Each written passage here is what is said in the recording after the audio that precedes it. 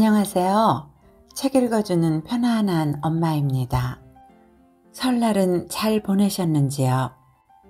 2023년 새해에는 여러분 모두의 가정에 행복한 웃음이 가득한 평안한 한 해가 되기를 기원드립니다. 늘 함께하여 주심에 감사드리며 오늘도 좋은 시간 되시기를 바랍니다. 제 사랑이 끝난 것도 아닌데 그녀는 등나무 아래를 걸어 나오며 눈물을 질근거렸다. 아마 말 한 번 건네지 못한 제 사랑이 감정이입된 탓이었으리라. 달콤한 등나무꽃 향기가 그날은 달콤해서 더욱 서러웠다. 정지아 지음. 봄날 오후 과부 셋. 봄바람이 앙탈난 아이처럼 마당을 휩쓴다. 어지간한 바람에는 끄덕도 않던 남보랏빛 수국마저 미친년 널뛰듯 몸을 뒤챈다. 간신히 매달려 있던 무거운 꽃송이가 뚝 부러질 것만 같다. 가만히 보니 그것은 수국이 아니라 빨랫줄에서 펄럭거리는 남보랏빛 치마였다. 요즘은 자주 헛것이 보인다. 헛것이 보인다고 한숨결에 한마디 했더니만 서울 사는 딸녀는 짜증스럽게 헛것은 무슨 백내장이 심해 그렇지 무한하게 쏘아붙였다. 썩을 년. 딸 말이 맞을 것이다. 그러나 백대 낀 눈이 빚어내는 착각이 그녀에게는 잠시의 현실이다. 그녀는 보송보송 마른 빨래를 걷는다. 반나절 만에 빨래를 말린 성급한 바람처럼 그녀의 80년도 순식간에 지나가 버렸다. 누군가 그녀의 세월 밖에서 그녀의 한 삶을 지켜보고 있다가 빨래를 걷듯 목숨줄을 휙 걷어버리는 것인지도 모른다. 삶이라는 것은. 잘도 말랐네. 혼잣말을 중얼거리며 그녀는 마루에 앉아 옷을 개킨다. 옷이라고 해봐야 월남치마와 양말 몇 짝, 아직도 벗지 못한 겨울내의 뿐이다. 젊은 날 그녀는 어떤 옷이든 하루 이상 입지 않았다. 늙으니 만사가 귀찮다. 겨울에는 같은 옷을 일주일씩도 입는다. 기름기가 없어 그런지 일주일씩 입어도 더러움을 타지 않는다. 젊은 날 그녀의 피부는 건조한 한겨울에도 자르르 기름기가 돌았다. 그 기름진 살결은 세월 속에서 차츰 기름기를 잃어 언젠가부터 푸석푸석 살비듬이 일었다. 매일 아침 방바닥에 떨어진 살비듬을 손으로 쓸면 손바닥이 온통 허했다. 살비듬이 빠져나간 생명이나 되는 양 그녀는 아침마다 심란하다. 뭐하요? 대서소 김영감이 문 밖에서 비죽 얼굴을 들이밀며 묻는다. 그녀보다 2살 아래인 김영감은 아직도 대서소를 한다. 돈이야 몇 푼 벌릴까만 그냥 심심풀이로 하는 눈치다. 요 몇 년 전부터 김영감은 아침 저녁으로 오며 가며 문안 인사를 올린다. 남이사 뭘 하든. 김영감을 그녀는 한 번도 문안에 들이지 않았다. 남자가 그리울 나이도 아니고 이 나이에 괜스레 정이라도 주었다가는 젊어서의 영역이 눈덩이처럼 불어 되돌아올 것이다. 수국이 참 예쁘요. 싱거운 말을 던져놓고 김영감은 사라진다. 마당 한 구석에 수국이 소담스레 피어있다. 30여 년 전 하루꼬네 집에서 한 뿌리 얻어다 심어놓은 것이 어느새 마당 한켠을 점령했다. 그러고 보니 하루코가 오지 않는다. 지난 2해 동안 아침참이 지나면 어김없이 대문간을 들어서던 하루코다. 비가 오거나 눈이 오거나 거르는 법이 없어 적잖이 귀찮아하던 그녀는 허둥지둥 문을 나선다. 옆집 조 여사는 지난 겨울 웃으며 인사하고 헤어진 지 1시간 만에 뇌출혈로 목숨줄을 놓았다. 80쯤 되면 언제 불려갈지 10분을 기약할 수 없는 법이다.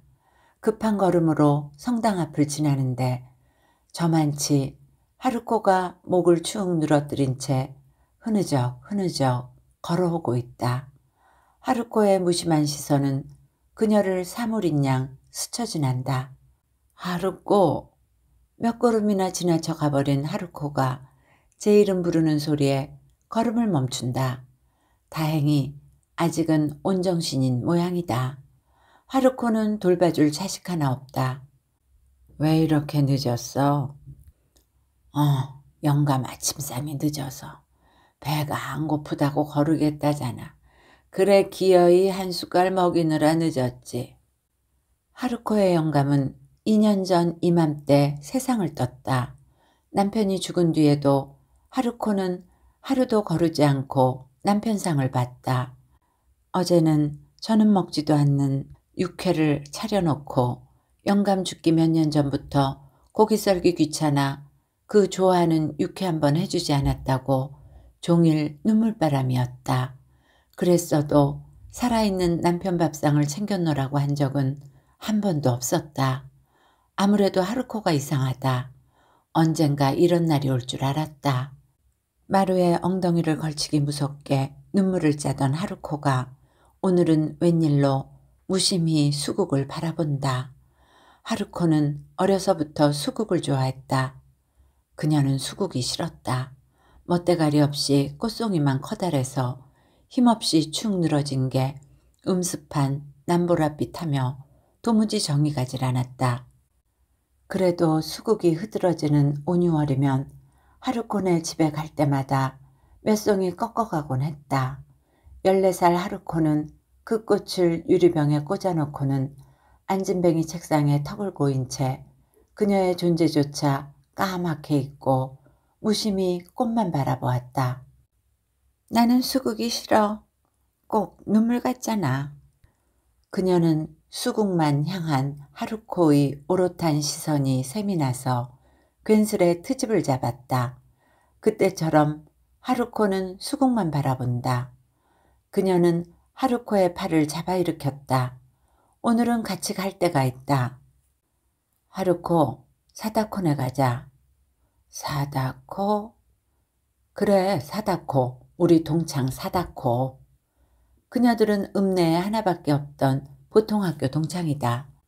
어려서 만나 일본 이름으로 부르기 시작한 탓에 아직도 일본 이름이 더 친숙하다. 그녀의 이름은 영자지만 친구들에게 그녀는 되바라진 에이코다. 나 그런 사람 몰라. 여전히 수국을 응시한 채로 하루코는 고개를 젓는다. 사다코를 모르다니? 그럴 리가 없다. 하루코는 사다코와 단짝이었다. 그녀만 쏙 빼고 자기들끼리 몰래 어울려 다닌 것도 그녀는 알고 있었다. 샘 많은 그녀가 샘이나 토라진 적도 골백 번이었다. 꿀먹은 벙어리 사다코 말이야. 언젠가부터 죽으면 죽었지 어떻게 잊을까 싶었던 일을 까맣게 잊기도 하고 까맣게 잊었던 일을 느닷없이 기억하기도 했다. 기껏 잘 숨겨놓은 통장을 도무지 찾지 못한 적도 있다. 잘 숨겨진 통장처럼 사다코의 기억도 하루코의 머릿속 어딘가 곱게 숨어 있을 것이다. 무언가 실마리를 찾기만 하면 쉰내 나도록 묵은 기억이 실타래처럼 풀려나올지도 모른다. 기억나? 결혼하기 며칠 전날 사다코가 너희 집에 와서 눈이 퉁퉁 붓도록 울었잖아. 하루코도 말수가 적었지만 사다코에게는 될 게 아니었다. 남자들을 제치고 늘 1등하던 사다코는 먼저는 입을 떼는 법이 없었고 누가 뭘 물어도 아니 단답형의 대답밖에 하지 않았다. 아이들은 사다코로부터 가장 긴 대답을 얻어내는 사람에게 못지 사주기 따위 내기로 젊은 날의 지루한 시간을 흘려보냈다. 사다코는 공부 잘하고 얌전한 데다 인물까지 반반해서 선생님과 남자 동창들의 사랑을 한 몸에 받았다. 누가 무슨 말을 해도 꿀먹은 벙어리로 삼키기만 하고 여간에서는 내뱉는 법이 없어 여자들에게도 인기가 좋았다. 사다코에게 말한 비밀은 절대 새는 법이 없었으니까. 단짝으로 붙어 다녔지만 그녀는 누구에게나 인기 좋은 사다코가 꼭 좋지만은 않았다. 사다코가 동경제대 나온 남자와 혼인하게 되었을 때도 그녀는 혼자서 몇 날 며칠 속을 끓였다. 그때 그녀는 김약방 박조수와 막 혼인을 한 참이었다. 동경제대라는 말을 듣는 순간 몇 년이나 죽고 못 살았던 박조수에 대한 마음이 깨끗이 가셨다. 그런 저에게 더 화가 나서 그녀는 눈이 퉁퉁 붓도록 울먹이는 사다코에게 동경제대가 싫어? 호강에 초쳤다. 기어이 비아냥거리고 말았다. 그날 새벽 사다코는 동경에 가서 고학을 하겠다며 부산행 열차에 올랐다. 다시 잡혀와 머리 박박 밀린 채 결국 시집을 가기는 했지만 사다코, 사다코? 하루코가 사다코의 이름을 몇 번이나 입안에서 궁굴렸다. 그래도 기억은 돌아오지 않는 모양이었다. 나 그런 사람 몰라. 모르긴 왜 몰라, 사다코를. 울컥 속이 상해서 그녀는 버럭 소리를 질렀다. 일어서. 그녀는 하루코의 팔을 부여잡고 성큼성큼 걸음을 옮겼다. 도살장에 끌려가는 소처럼 하루코는 미적미적 그녀의 뒤를 따랐다. 어려서부터 하루코는 늘 그랬다. 그녀가 김약방을 기웃거리던 무렵 하루코는 급장이던 가네무라 H를 마음에 두었다. 물론 제 입으로 말한 적은 없었다. 그래도 하루코가 H를 좋아한다는 사실을 반 전체가 다 알았다. H가 근처에 오기만 해도 하루코의 하얀 뺨이 바알갛게 달아올랐던 것이다. 그녀는 교정에 등꽃이 만발한 어느 초여름밤 하루코를 부추겨 장문의 연애편지를 쓰게 했다. 쓰기는 하루코가 썼으나 저 혼자서는 한 문장도 만들지 못해 그녀가 옆에서 따박따박 읊어준 편지였다. 하루코가 새벽에 구겨버린 그 편지를 인두 다리미로 깨끗이 다려 H 가방 속에 넣어둔 것은 그녀였다. H는 방과 후 하루코를 등나무 아래로 불렀다. 얼굴이 홍옥처럼 붉어진 하루코는 가방도 놔둔 채 주랭랑을 놓았고 그녀가 대신 등나무 밑 벤치로 나갔다. 누가 모범생 아니랄까봐. 여자 행실이 이래서야 되겠어? 정색을 하고 훈계를 한 H는 하루코가 밤새워 쓴 편지를 돌려주었다. 바보, 여자 마음도 모르는 게 공부는 잘해 무엇해? 그녀가 야무지게 쏘아붙이자 H는 어안이 벙벙하여 아무 말도 하지 못했다. 너 혹시 다른 여자를 마음에 두고 있는 거야? 그래서 하루코가 싫은 거지? 맞지? 이상한 예감에 그녀는 그렇게 몰아붙였고 H는 황급히 그녀의 시선을 피했다. 친구들 중에 가장 빨리 14세 초경을 한 그녀는 그래서인지 동급생들보다 이성 문제에 밝았다. 혹시 사다코야? 그녀는 내쳐 물었다. 등나무 터널을 통과한 초여름 오후의 햇살이 H 얼굴 위에서 그물망처럼 어른거렸다. H는 아무 말도 하지 않았다. 사다코가 분명했다. 바보, 벙어리 사다코가 뭐가 좋다고? 제 사랑이 끝난 것도 아닌데 그녀는 등나무 아래를 걸어 나오며 눈물을 질금거렸다. 아마 말 한 번 건네지 못한 제 사랑이 감정이입된 탓이었으리라. 달콤한 등나무꽃 향기가 그날은 달콤해서 더욱 서러웠다. 그 꽃향기며 햇살 어른거리던 H의 붉은 얼굴이 아직도 눈에 선하다. 나는 싫어. 너 혼자 다녀와. 사다코 집 앞에서 하루코는 또다시 멈칫거렸다. 공마당 구경을 갈 때도 밤 벚꽃놀이를 갈 때도 어렵사리 꼬여놓으면 하루코는 공마단 앞에서 혹은 꽃구경 가는 길에 미적미적 돌아서곤 했다. 80이 넘은 지금도 14살 시절과 똑같다. 전주사범 나온 선생과 혼인날을 받아놓고도 하루코는 볼살이 쏙 빠지도록 걱정이 태산이었다.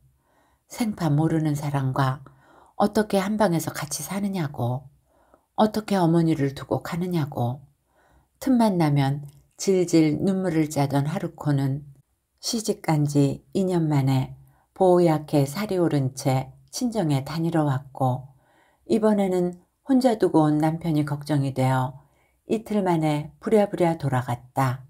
매번 새로운 것 앞에서 미적미적 망설이지만 함께한 시간만큼 깊이 마음을 주는 게 하루코였다. 얼굴 보면 기억이 날 거야. 들어가자. 공마당 휘장 속으로 등을 떠밀듯 그녀는 늙은 하루코의 등을 떠민다. 문은 열려 있다. 오래된 쇠문이 요란한 소리를 내며 열리는데도 안에서는 인기척이 없다. 사다코는 낡아서 허물어질 듯한 연립에 산다. 이만한 집 한 채라도 건사하게 된 게 아마 환갑 지난 후였으리라. 들어오라는 허락도 없이 그녀는 마루에 올라선다. 아귀가 맞지 않은 안방문을 힘껏 잡아당겼으나 안방에는 스산한 냉기뿐이다. 사다코, 사다코? 누구야? 거실에 눈부신 봄볕 속에서 희미한 목소리가 들린다. 아지랑이처럼 어른거리는 빛 속에 사다코가 덩그마니 앉아있다. 워낙 몸피가 적은 데다 빛이 어른거려 보이지 않았던 모양이다. 흐릿한 시선이 그녀를 향한다. 14의 사다코는 몸집이 작은 데다 유난히 눈빛이 반짝거려 생쥐 같았다. 세월이 눈빛의 총기를 야금야금 갉아먹고 총기 대신 흐릿한 백태를 끼워 놓았으리라. 한참 후에야 그녀를 알아보고 몸을 일으키려던 사다코가 비그르르 바닥에 주저앉는다. 사다코를 부축하여 벽에 기대앉힌 후 그녀는 여직 현관에서 머뭇거리는 하루코를 끌고 온다. 사다코의 눈에 반짝 생기가 돈다. 사다코가 덥석 하루코의 손을 잡는다. 난처한 기색으로 그녀를 바라보면서 하루코는 슬며시 손을 뺀다. 얼굴을 보고도 기억이 나지 않는 것이다. 영문을 알 리 없는 사다코가 어리둥절 그녀를 바라본다. 얘가 지지난해 영감을 보낸 후로 왔다 갔다 한다. 오늘은 더하네. 너를 모르겠대. 그 양반이 갔어? 나는 그것도 몰랐네. 기별이라도 하지 왜. 영감을 보내놓고 하루코는 누구에게 기별할 정신조차 없었다. 하루코는 나 좀 데려가라고 왜 영감 혼자 갔느냐고 악을 쓰며 울다 몇 번이나 정신을 잃었다. 자식도 없는 데다 하루코나 그 남편이나 서점에 틀어박혀 주위 사람들과 별로 어울리지 않은 탓에 장례식장은 쓸쓸하기 짝이 없었다. 유일한 상주인 하루코는 영안실에 오기만 하면 혼절을 하고 염이며 입관이며 화장이며 모든 절차를 그녀가 도맡아 처리했다. 짬이 나면 하루코를 간병하느라 누구에게 연락할 정신조차 없었다. 하루코의 뒤처리를 그녀가 하게 될 줄은 몰랐다. 하루코나 사다코는 저희들끼리는 곧잘 속을 털어놓는 눈치였지만 그녀에게는 한 번도 속갯말을 하지 않았다. 하루코 남편이 잘 다니던 학교를 때려치우고 낙향하게 된 이유도 하루코의 입을 통해서는 들은 적이 없었다. 새님같이 생긴 하루코의 남편이 정교조라나 뭐라나 4.19 뒤에 세상이 좋아진 줄 알고 괜히 설쳤다가 쫓겨났다는 사실을 무슨 말 끝에 사다코에게 들었다. 그때 사다코와 하루코는 서로 먹고 살기 바빠 왕래도 뜸했다. 거의 매일 보는 그녀도 모르는 하루코의 비밀을 사다코는 알고 있었다. 그럴수록 그녀는 하루코를 챙겼다. 쉰쯤 되었을 때 하루코는 무슨 큰 비밀이라도 털어놓듯 첫 아이 가졌을 때 잘못되어 자궁을 드러내는 바람에 다시는 아이를 가질 수 없게 되었노라고 울먹이며 털어놓았다. 40년 공을 들여 처음 얻은 수확이었다. 다음 장날 약방에 들른 사다코에게 자랑하듯 그 이야기를 속닥였더니 사다코는 저만치 나무 의자에 앉아 기다리는 손님들을 긴장하여 휘 둘러보고는 다시는 그 얘기 입에도 담지 말라고 자칫 소문이라도 나면 하루코가 혀 깨물고 죽어버릴지도 모른다고 그녀 가슴에 비수를 박았다. 사다코는 진작 알고 있었다. 저희들 둘이서는 안 하는 이야기 없이 종알거렸던 것이다. 그럴수록 그녀는 기를 쓰고 하루코에게 잘했다. 그래봤자 늘 무덤덤. 가면 반기고 돌아서면 잘 가라고 인사하던 하루코가 변하기 시작한 것은 제 남편이 죽은 뒤부터였다. 남편을 잃은 하루코는 온전히 그녀에게 기댔다. 사다코 같은 건 기억조차 하지 못한다. 얘가 워낙 정신이 없어서 영감 보내놓고 저도 가게 생겼다. 오늘은 영감 아침밥 먹이느라 우리 집에 늦게 왔다고 하더라니까. 너도 기억이 안 난다고 하고 그나저나 너라도 기별을 하지 그랬어. 너희 영감 소식을 어제야 들었다. 너도 기억이 안 난다는 말을 할까 말까 망설이다 기어이 입에 담은 그 말을 사다코는 흘려들었다. 늙으면 다 가는 것을 뭐하러 번거롭게. 아이고 너 잘났다. 소리를 그녀는 겨우 참았다. 사다코는 언제나 이런 식이었다. 사소한 일에도 어쩔 줄 몰라 발을 동동 구르는 하루코와 달리 사다코는 어떤 일에도 흔들리지 않았다. 생각해보면 사다코의 인생은 동창들 중에서도 유독 굴곡이 많았다. 동경제대 나온 사다코의 남편은 혼인한 지 몇 달 지나지 않아 산사람이 되었다. 그 남편을 따라 사다코도 산으로 갔고 근 10년 연락이 끊겼다. 산에서 남편을 잃은 사다코는 감옥살이를 마치고 고향으로 돌아왔다. 10수년 뒤에 사다코는 저와 똑같은 이력을 가진 가난뱅이와 재혼을 했고 사다코에 대해 늘 뭔가 석연치 않은 가슴앓이를 하던 그녀는 당시로는 제법 거액이던 1,000원을 부조할 만큼 여유가 생겼다. 공부 잘했다고 인생 잘 풀리는 게 아니다. 이래서 세상은 살아봐야 하는 거라고.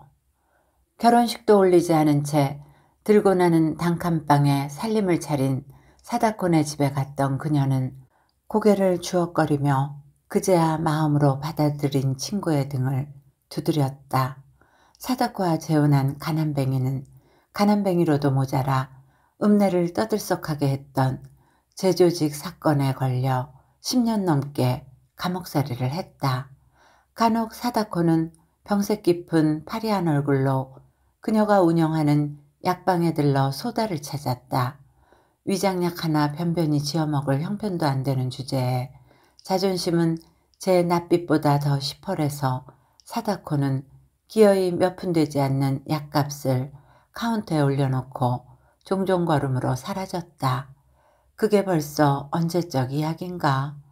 약사 면허도 없이 일본인이 물려주고 간 김약방을 운영하던 시절이었다. 면허는 없어도 워낙 수완이 좋아 김약방은 일본인이 운영하던 시절보다 더 유명했다. 특히 그녀가 한의사에게 의뢰해서 만든 고약과 피부병약이 효험이 있다고 소문이 나 옆 도시에서까지 손님이 몰려들었다. 이 바닥도는 김약방이 다 쓸어 담는다는 소문이 자자할 정도였다. 그 돈으로 여러 사람 살판이 났다. 60년대 초반 10수년 교사 생활을 했다면서 모아놓은 돈도 없이 하루코네가 고향으로 돌아왔을 때 떡하니 책방을 차려준 것도 그녀였다. 물론 10년에 걸쳐 하루코가 다 갚기는 했지만 하루코에게 그 돈 갚으라는 말을 하지는 않았다.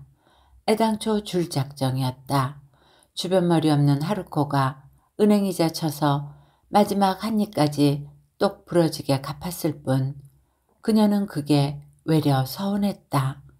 조금만 살갑게 굴었더라면 사다코에게도 먹고 살 미천쯤 마련해줄 형편이 되고도 남았다.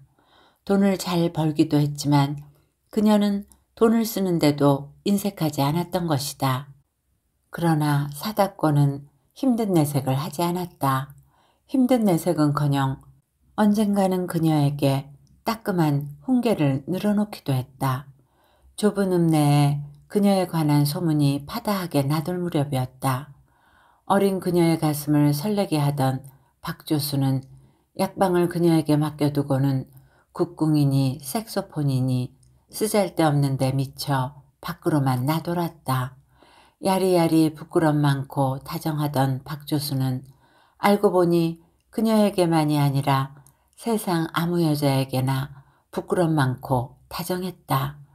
결국 박조수는 마흔도 되기 전에 첩년의 무릎팍을 베고 자다 급사했다. 그 무렵엔 남편에 대한 정 따위는 흔적도 없이 사라져 쓸데없이 돈만 쓰고 속만 태우더니 시원코 잘됐다. 눈물도 나오지 않았다. 마지막으로 네가 듬뿍 사랑받았으니 보내는 길도 네가 알아서 하라고 첩년에게 돈 뭉치만 던져놓고 그녀는 모르쇠로 일관했다. 아무리 그래도 본실이 너무하는 것 아니냐고. 뒤에서 말들이 많은 모양이었지만 그녀는 신경 쓰지 않았다. 막내가 서울에 있는 고등학교에 진학한 뒤 그녀는 읍내 고등학교 선생과 눈이 맞았다. 술을 마신 다음 날이면 어김없이 바카스를 사 먹으러 오는 남자였다. 역사 선생이었던 그 남자는 손가락이 유난히 길고 하였다. 박조수의 손도 그랬다는 것을 까맣게 잊고 그녀는 남자에게 흠뻑 빠졌다. 남자가 혼잣몸이었으면 자식들이야 뭐라든 재혼을 했으리라. 애석하게도 남자는 유부남이었고 결혼 직후부터 아내와 사이가 좋지 않았지만 우유부단하여 조강지처를 벌일 위인이 아니었다. 어쩔 수 없이 체념했으나 남자는 하루에도 몇 번씩 바카스를 사러 약방에 들렀다. 바카스를 건네주다 손이 스쳤을 때 전기의 감전이라도 된 듯 온몸이 저르르 떨렸다. 그 떨림을 예민한 남자는 놓치지 않았다. 남자가 길고 섬세한 손으로 덥석 그녀의 손을 움켜쥐었고 온몸에 힘이 빠져 그녀는 그만 스르르 주저앉고 말았다. 여름이었다. 그 길로 두 사람은 택시를 불러 타고 옆 도시로 달려갔다. 가는 내내 남자는 그녀의 손을 놓지 않았다. 손바닥이 흠뻑 젖었다. 손이 젖는 만큼 몸이 달아올랐다. 여관방에 들어서자마자 두 사람은 뱀처럼 뒤엉켰다. 남편과도 나눠보지 못한 뜨거운 정사였다. 남의 눈을 피한다고 피했지만 워낙 손바닥만한 좁은 동네라 머지않아 두 사람의 정분을 알만한 사람은 다 알게 되었다. 낯이 뜨겁기는 했다. 그러나 제 몸의 욕망을 죽이며 살고 싶지는 않았다. 남편은 죽었고 아직 젊은 그녀는 싱싱하게 살아있었다. 그 무렵 사다코가 그녀를 찾아왔다. 소다만 사서 돌아가던 사다코가 웬일로 약방문을 닫을 때까지 돌아가지 않았다. 문을 닫은 뒤 사다코가 그녀를 똑바로 바라보았다. 질책하는 눈빛이었고 순간 그녀는 사다코가 소문을 알고 있음을 직감했다. 사다코답게 말은 짧고 직설적이었다. 너는 여자이기 전에 어미야. 자식에게 부끄러운 짓은 말아야지. 사람이 어찌 욕망대로만 살겠니? 남자가 그리우면 책을 읽든지 공부를 하든지. 말이 끝나기도 전에 그녀는 부들부들 떨면서 사다코의 뺨을 후려쳤다. 부들부들 떤 것이 수치심 탓이었는지 배신감 탓이었는지는 알 수 없었다. 재혼한 년이나 바람핀 년이나 뭐가 달라서? 사다코는 뺨에 붉은 손자국을 품은 채 말갛게 그녀를 바라보다 아무 말 없이 돌아섰다. 알고 있었다. 뒤에서들 뭐라고 수군거리는지. 면전에서 쓴소리한 사다코야말로 친구라는 것도. 그래도 그 순간 그녀는 사다코의 잘난 척을 견딜 수 없었다. 어쩌면 사다코의 말이 그녀의 가장 아픈 곳을 건드린 것인지도 몰랐다. 아니, 그녀는 자식을 위해 최선을 다했다. 열심히 돈을 벌었고 그 시절에 미국 유학도 보냈다. 어미로서 할 수 있는 일은 다 했다. 아이들이 서울로 진학을 하면 만사 젖혀두고 따라가서 직접 집을 구했고 믿을 만한 식모를 구하기 위해 사방으로 다리를 놓아 알아보았다. 아무리 평판이 좋아도 집에서 두어해 지켜본 사람이 아니면 절대 아이들을 맡기지 않았다. 아이들 좋아하는 참게장을 직접 담갔고 겨울이면 갓김치에 석박지에 고들빼기에 종류도 다양하게 김장을 해서 보냈다. 그녀의 인생 10분의 9는 아이들 것이었다. 나머지 일 정도는 나의 즐거움을 위해 쓸 수도 있는 것 아닌가. 사다코를 보낸 뒤 그녀는 요위에 엎어져 펑펑 울었다. 울면서도 그녀는 남자의 팔베개가 그리웠고 살냄새가 그리웠다. 남자의 아내에게 결국 들통이나 관계가 깨진 후에도 그녀는 사다코 보란 듯이 남자를 만들었다. 누가 뭐라든 사람답게 살고 싶었을 뿐이다. 지금도 그녀는 지난 세월을 후회하지 않는다. 그런데도 사다코만 보면 그날의 수치심이 되살아난다. 사다코가 우유를 내왔다. 우유는 따뜻하게 데워져 있었다. 사다코가 따뜻한 잔을 하루코의 손에 쥐어주었다. 봄볕은 찬란했으나 난방을 하지 않은 실내는 소름이 돋도록 서늘했다. 하루코, 나 감옥에서 나왔을 때 네가 만들어준 이 콩물을 먹고 병을 고쳤잖아. 지금도 어디만 안 좋으면 콩물을 먹는다. 내 만병통치약이야. 어여 마셔. 그 말에 그녀는 또 빈정이 상한다.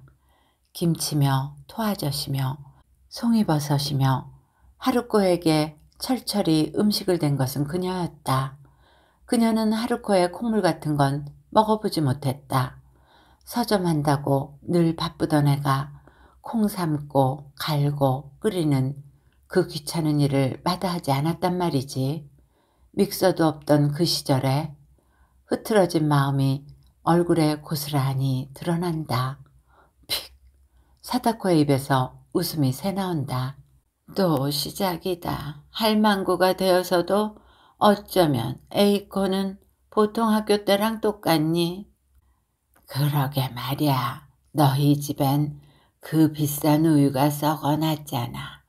그 우유 사다코에게 주자는 말이 참 안 나와서 콩물을 만들었구만. 드디어 기억의 실마리가 풀린 모양이다. 얼마만인지 웃으며 말을 받는 하루코가 반갑고 반갑지 않다. 너 괜찮은 거야? 내가 괜찮지 그럼. 영감 죽은 것은 알아? 얘가 지금 무슨 소리를 하는 거야? 하루코가 아무것도 모르는 얼굴로 되묻는다. 영감이 아침밥 먹기 싫다고 했다는 말을 그녀는 참아하지 못한다. 이렇게라도 돌아왔으니 다행이다. 이게 다 사다코 덕이라는데 생각이 미치자 그녀는 그새 하루코 정신 돌아온 반가움을 잊고 아이처럼 불퉁거린다. 너한테 콩물은커녕 따뜻한 숭늉 한 그릇 못 얻어먹었다. 하루코가 혀를 찼다. 아이고, 네가 내 고추장 맛있대서 고추장, 간장, 된장, 너희 애들 셋이 다 커서 시집장가 갈 때까지 내가 다 됐다.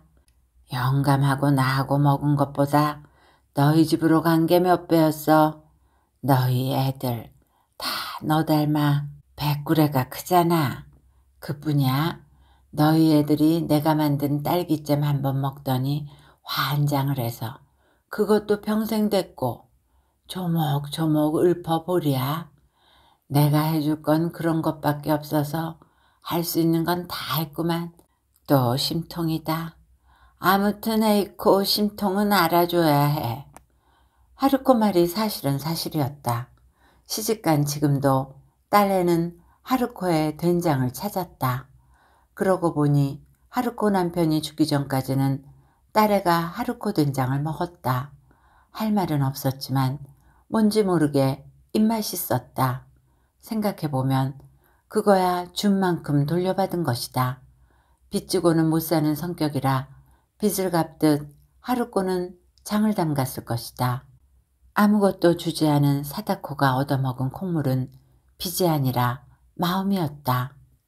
그 욕심으로 이만큼 산 거지 뭐. 사다코가 또 잘난 척을 하고 나섰다. 그 지난한 세월도 잘난 척을 꺾지는 못한 모양이다. 80이 넘었는데도 사다코의 말에 빈정이 상하는 그녀 역시 변한 게 없다. 그녀는 욕심도 많고 지기 싫어하는 성품이라 그렇고 사다코는 책이든 제 자신이든 한치의 흐트럼 없이 반듯하게 줄 서 있어야 직성이 풀리게 생겨먹어 그렇다. 그런 걸 알면서도 번번이 비위가 상한다. 알면서도 어쩌지 못하는 것이 성품이다. 언제 상을 당했냐는 듯 말로야 초연하지만 사다코의 안색은 초췌하다 못해 병색이 완연하다. 원래 입도 짧은 데다 큰일을 겪었으니 제대로 먹지도 못했을 것이다. 밥이나 제대로 먹는 거야? 그럼 하루 세끼 꼬박꼬박 챙겨 먹고 있어. 뭐 하자고 이렇게 챙겨 먹나 싶다가도 내 몸 건사 잘하는 게 자식에게 해줄 수 있는 유일한 선물이다 싶어서 약 먹듯이 먹는다. 어련하시겠어. 기어이 그녀의 입에서 비아냥이 나오고야 만다. 세월은 정작 둥글려야 할 것은 그냥 놔두고 육신만 갉아먹는 모양이다. 사다코는 저를 쥐잡듯이 잡아 군기 바짝 든 신병처럼 모진 세월을 견딘다. 그것이 사다코의 방식임을 알면서도 늙음아까지 무어 그리 안간힘을 쓰는지 그녀는 안쓰럽다 못해 짜증스럽다. 기대어 견디는 법을 사다코는 알지 못한다. 40년을 함께 산 남편에게도 아마 기대보지 못했을 것이다. 그러니 저렇듯 초연하게 버텨낼 수 있는 건지도 모른다. 나는 좋겠다. 자식이 있어서. 나도 자식이 있었으면 이럴 때 힘이 됐을 텐데. 반짝 생기가 돌았던 하루코가 다시 풀이 죽는다. 그녀가 위로의 말을 꺼내려는 찰나 사다코가 먼저 말을 받는다. 그럴 거 없어. 그게 다 짐이야. 없었던 듯이 깨끗하게 가면 그게 제일이지. 물려줄 재산도 없고 몸고생 마음고생만 시키다가 부모 가는 뒤치다거리까지 시키려니 그게 고민이다. 요새 내가. 그래도 너는 의지할 때가 있잖아. 의지할 자식도 없으니 나부터 보내놓고 자기가 뒤따라 하겠다고 해놓고는. 하루코의 눈에 그렁그렁 눈물이 맺힌다. 그러겠노라. 굳게 약속했던 하루코의 남편은 늘 그랬듯 하루코에게 팔베개를 해주고 자다가 세상을 떠났다. 죽은 남편에게 안긴 채 잠에서 깨어난 하루코는 그대로 혼절을 했다. 두 사람을 발견한 것은 하도 전화를 받지 않기에 무슨 일인가 싶어 찾아간 그녀였다. 그녀는 하루코가 남편의 품에 안겨 잠을 자는 줄 알았다. 하루코는 평생을 저렇게 한 남자의 품에 안겨 살았구나.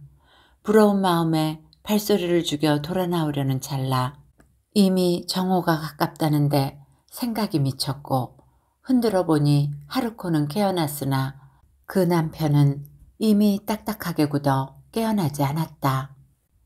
너는 평생 남편에게 의지하고 살았잖아. 둘이서 깨가 쏟아지게. 나는 단 1시간도 그런 세월을 못 살아봤다. 사다코도 그게 부러웠구나.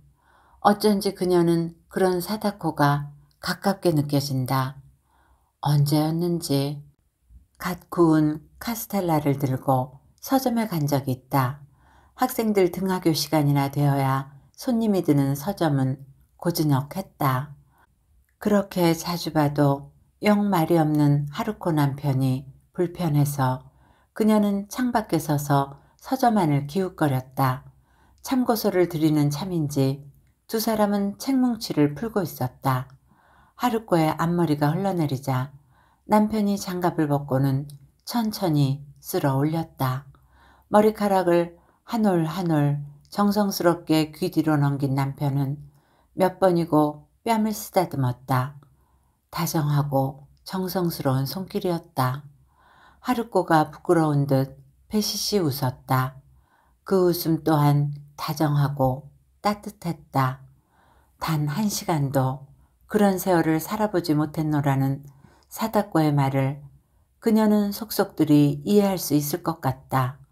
댄명의 남자를 거쳐왔으나 떠날 것을 알고 있던 남자들의 손길은 뜨겁기는 했어도 정성스럽지는 않았다. 그녀가 죽고 못 살아 결혼까지 하게 됐던 남편도 자꾸 엉겨붙는 그녀를 밀어내기만 했다. 그러다가 결국 다른 여자의 품으로 달아나 버렸다. 돈도 자식도 다 제 맘대로 됐으나 남자만큼은 단 한 번도 제 맘대로 되지 않았다. 못 살아 보기는 네 남편이 너 대신 장 다 보고 했잖아. 장이야 봐줬지. 내가 몸이 아파 못 다니니까. 그것뿐이야. 둘이 머리 맞대고 앉아 다정한 얘기 한번 해본 적이 없는데 뭘. 그럼 무슨 이야기를 했는데. 그녀 앞에서는 울기만 하던 하루코가 웬일로 눈물 그렁그렁한 채 통곡은 하지 않고 따박따박 말을 받았다. 무슨 이야기는 무슨 이야기. 빨갱이들이 무슨 이야기를 했겠어. 남몰래 소곤소곤 사상 이야기나 했겠지. 그러려고 빨갱이랑 결혼한 것 아냐? 그녀가 냉큼 말을 받았고 사다코가 웃으며 고개를 끄덕였다. 감옥에서 나온 뒤 사다코에게 집적거리는 남자가 한둘이 아니었다. 그 중에는 의사도 있고 검사도 있었다. 사다코가 잡혔을 때 취조했다는 검사는 멀리 떨어진 이곳까지 몇 번이나 사다코를 만나러 왔다. 그런 사람들 다 뿌리치고 왜 하필 가난한 빨갱이냐고 물었더니 사다코는 그래야 속갯말이라도 하지. 씁쓸하게 웃었다. 너는 대체 무슨 맛으로 살았니? 오래전에 궁금했던 것을 그녀는 이제야 묻는다. 돈도 없고 남편도 보잘것없고 직업도 없고 있는 거라곤 딸랑 아들 하나. 어릴 때야 공부를 곧잘 했지만 지금은 겨우 출판사나 다니며 새빵살이를 면하지 못한 그런 사다코가 평생 누구에게도 기죽지 않고 당당한 이유를 그녀는 좀처럼 이해할 수 없었다. 너야 자식 때문에 살았을 거고 하루코는 남편 때문에 살았을 거고 글쎄 나는 뭐 때문에 살았나? 사다코는 사상이 있잖아 사상이. 우리 영감도 그랬는걸. 어쩌면 우리 영감은 나보다 그게 더 중요했는지도 몰라. 네 남편이 사다코 같은 빨갱이였다고? 정말? 그걸 왜 말 안 했어? 세상이 금한 걸 말해 못해. 그리고 그런 생각을 가졌다 할 뿐. 평생 책이나 팔다 갔는데 뭘. 그런데도 그 생각은 평생 떨치질 못하더라. 사상이 대체 뭔지. 그녀는 까맣게 몰랐다. 놀라지 않는 걸 보니 아마 사다코는 진작 알고 있었던 모양이다. 이 두 사람은 번번이 뒤통수를 친다. 어쩌면 아직도 그녀가 모르는 뭔가가 있을지 모른다. 사상이고 뭐고 살아보니 다 덧없다. 죽으면 다 한 줌 채지 뭐. 말은 그렇게 하지만 거실을 가득 메우고 있는 책장에는 순 그런 책들뿐이다. 지금도 사다코의 곁에는 통일광장이라는 잡지인지 책인지가 놓여있다. 영감 죽고 나니 그렇네. 더 살아 무슨 영화를 볼 것도 아니고 할 수만 있다면 혀 깨물고 깨끗이 죽었으면 좋겠구만. 내 한 몸이면 정말 그러겠어. 사다코는 그러기로 작정하면 정말 그러고도 남을 위인이다. 그러지 못하는 것은 그런 죽음이 혹 자식에게 상처가 될까 싶은 어미의 염려 때문일 것이다. 남자에게 달려가고 싶은 그녀의 마음을 막은 것은 오직 하나, 치마폭을 붙잡는 자식의 손길이었다. 나도 몇 번이고 죽으려고 했는데 그게 나는 사다코 같지 않아서 영감 따라가고 싶은 마음은 굴뚝 같은데 나는 죽었다 깨나도 내 손으로 죽지는 못하겠어. 죽긴 왜 죽어? 하루라도 더 재미나게 살아야지. 그녀는 괜스레 버럭 소리를 질렀다. 노인네 죽고 싶다는 말은 처녀 시집가기 싫다는 말과 더불어 3대 거짓말 중에 하나라는데 하루코와 사다코는 시집가기 싫다는 말도 거짓말이 아니었다. 늙은 지금 이것들이 죽고 싶다는 말 또한 거짓이 아닐지 몰랐다. 그러나 그녀는 두 사람과 달리 죽음이 두려웠다. 아직은 가고 싶지 않았다. 대체 뭐가 다른 걸까? 그것을 14세도 몰랐고 82인 지금도 그녀는 알지 못했다. 갈 테면 너희들이나 가라. 나는 천년만년 살라니까. 하루코와 사다코가 시선을 마주치며 웃음을 터뜨렸다. 하루코의 웃음을 참으로 오랜만에 보았다. 하루코도 그 사실을 의식했는지 머쓱하게 웃음을 거뒀다. 그러나 잠시의 웃음은 소녀 시절처럼 해맑았다. 자주 좀 모이자. 영감도 없으니 나도 이제 놀러도 다니고 해야겠다. 웃음 끝에 사다코가 말했다. 사다코는 지난 5년 남편이 알아놓은 뒤로 아예 문밖 출입도 하지 못했다. 아이고, 언제는 사는 게 더덥다더니. 에이꼬, 네 말이 맞다. 죽지 못할 바에는 재미나게 살아야지. 사다코는 이렇게 불쑥 물러나서 사람 맥 빠지게 하는데 도사다. 나 배고파. 뭐 먹을 거 없어, 사다코? 그녀가 산의 진미를 올려도 먹는 둥 마는 둥 하던 하루코가 먹을 것을 찾는다. 하루코의 염장질은 이런 식이다. 그래, 천년만년 살려면 일단 밥부터 먹어야지. 오랜만에 우리 밥이나 같이 먹자. 사다코가 일어서자 관절이 요란하게 투둑거린다. 과부 셋이 하얗게 웃음을 터뜨린다. 14살의 사다코가 일어설 때도 저런 소리가 들렸다. 상 치른 집에 먹을 거나 있어. 집에 가서 뭘 좀 가져올까 싶어 그녀가 몸을 일으키며 묻는다. 누가 밑반찬을 좀 가져왔어. 주는 게 없는데도 사다코 주변에는 늘 사람이 많았다. 젊을 때는 제 아무리 날고기던 사람이라도 늙어 돈 없으면 찾는 사람이 없다는데 아직도 사다코는 찾는 사람이 있는 모양이다. 하루코, 아직도 두릅 좋아해? 냉장고를 뒤지며 사다코가 묻는다. 그럼 식성이 어디 가나? 아직도 두릅이 있어? 누가 좀 갖다 준 걸 영감 주려고 아껴놨었거든. 오래 먹이려고 조금씩만 줬는데 다 못 먹고 갔네. 잠시 말이 끊긴다. 어른거리는 봄볕처럼 두 과부의 눈에 눈물이 어른거린다. 그 눈물이 흘러내리기 전에 그녀가 얼른 묻는다. 나 좋아하는 고기는 없어? 참, 에이 거는 삼겹살 좋아하지? 여기 어디 얼려둔 게 있을 텐데. 치워라. 언제 죽을지 모르는데 돈도 따뭐래. 맛있는 생고기 사다 먹자. 오거리 봉성 정육점 고기 맛있더라. 그녀는 급히 신발을 꿰찬다. 웬일로 사다꼬가 말리지 않는다. 가난하게 살던 젊은 시절 사다꼬는 그녀가 고기 한 근을 사준데도 마다했었다.